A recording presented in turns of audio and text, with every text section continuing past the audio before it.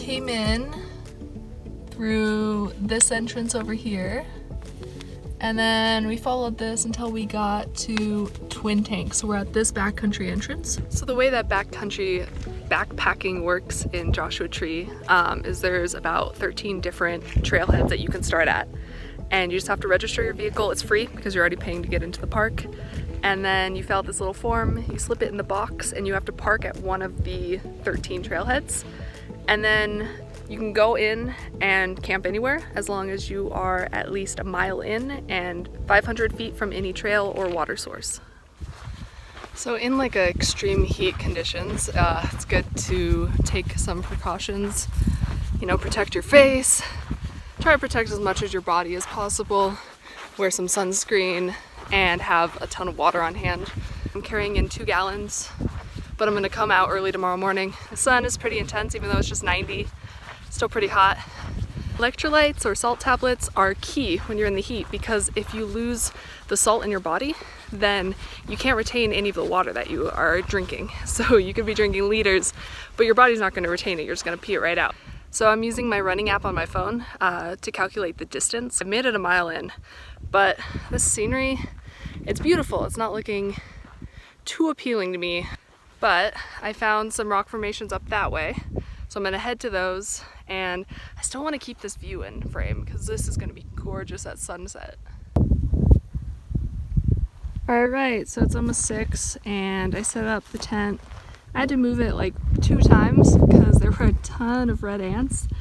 I was wondering why I couldn't get anything out of my water bladder, and I just checked it and it's totally empty. So that's 3 liters gone. So I'm gonna have to ration water for sure. That's why it's good though to bring water in different containers because one will fail. It's a little after 6 and it's still pretty hot out here. And I can't find any shade, so I'm just sitting out here eating some snacks. Everywhere here there's these little cactus thorns and they hurt so flippin' bad and they kind of get stuck in there like a splinter. It's been a brutal lesson. I learned the hard way. Just made some dinner. I have some like loose mountain house, so I have to keep it in this jar so it cooks. It's gonna take about 10 minutes. So after moving my tent twice to a place with no of like the giant red ants, I find thousands of little ants and they got in all my things. But they're not the red ants, so I'm gonna cope with that. Headed to go catch the sunset, but I gotta be careful because there are 7 different types of rattlesnakes in Joshua Tree, and that's a lot.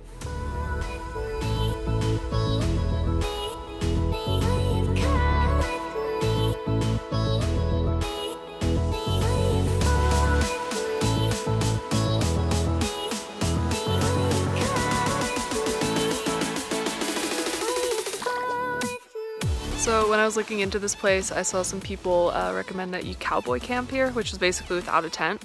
But I definitely would not recommend that. The amount of insects and bugs and vermin and pokey things I've encountered today alone has just been insane. So I'm really happy to be in this nice tent, even with the tarp off, which I actually did not bring at all. So I've never actually backpacked by myself before, or camped. I always bring people with me, and I'm very apprehensive to go alone because something could go wrong and then you're stuck by yourself and you have to get yourself out of a situation, which can be really hard. It's always better to have someone that has your back. So, you know, I tried to be as smart as possible and think it through a bit more than usual.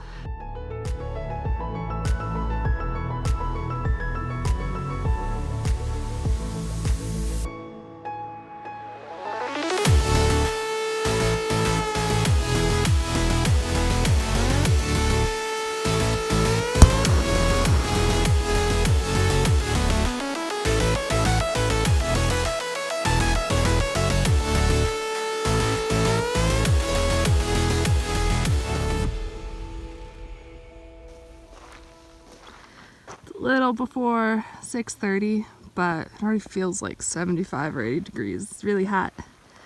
So I'm gonna get out of here and get back to the car before it gets too crazy. I have a little under a liter left of water, but I have a bunch back at the car. So I did a quick scan of my campsite, made sure I got all the trash. It's helpful to bring a little extra trash bag to carry it all out. Make sure you don't leave anything behind. It's gonna be a little tricky. I gotta figure out where I get back on the trail, but I kind of took a mental note of all the landmarks. See if I'm right. And I found the trail. So when I first got here yesterday, for first probably like 1/10 of a mile by the trailhead, saw a couple people, a couple groups, but ever since then, like absolutely no one. So I started here, I went about a mile in, probably around here, and then like half a mile-ish up. So now I'm just driving around Joshua Tree and to see what I can find before heading out, but I actually found a shortcut road that's really cool through a grove of Joshua trees, and it got me to Barker Dam.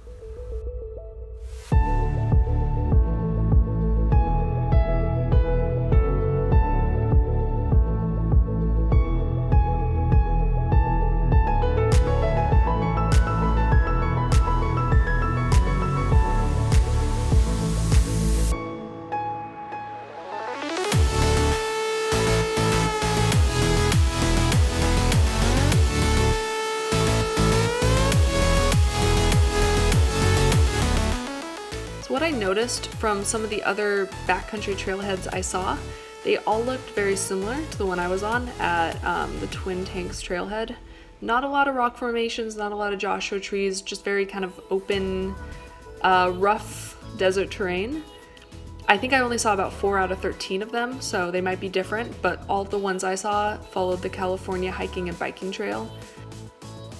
There's nothing like carrying everything you need to survive on your back. It's such an accomplished feeling, and even though I was a little apprehensive about going alone, I am so glad I did it. I ran into a lot of barriers and things that could have been major issues, but overall it was such a rewarding and beautiful experience.